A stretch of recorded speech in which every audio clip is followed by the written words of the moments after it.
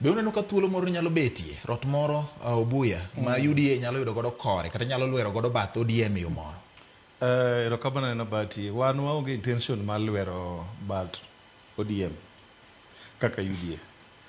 Wan gi intention mar consolidate Luo community mondo donje sirikal. Kendo wamor gi chenro makir marwa osetimo mar yawo dhod rangai mondo mi obed piny go wadgi maduong' men migosi Raila Odinga. Mondo ging'i ni Kenya is bigger than an individual, Kenya is bigger than political institutions.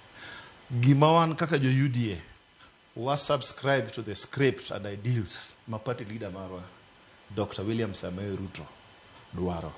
Konyiso ni right ni motimo nade emwadhiye. As long as ni ok waketho chik mar Kenya, as long as ni mahitaji mar oganda ma joluo gi ma jo Kenya wanwang'o. Mane pachwa, mane genowa. Duond bura ka duond bura moro amora dwano bed gi jokanyo.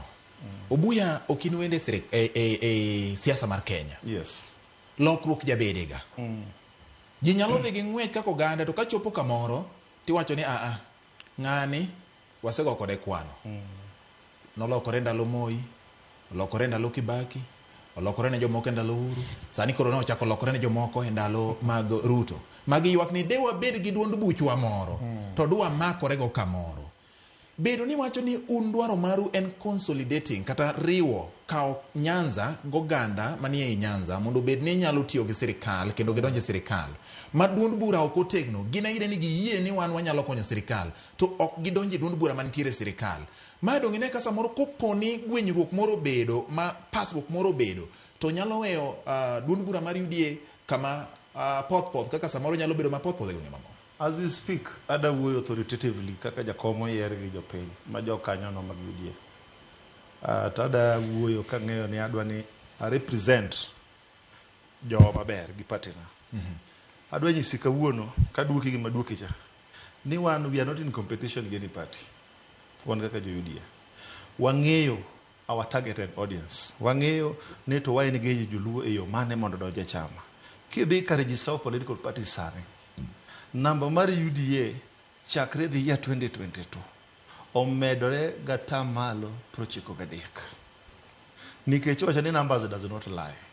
Wan tijwa sani en goyo mbaka because we have a friendly political party man gi mbii e piny Luo Nyanza miluongo ni ODM.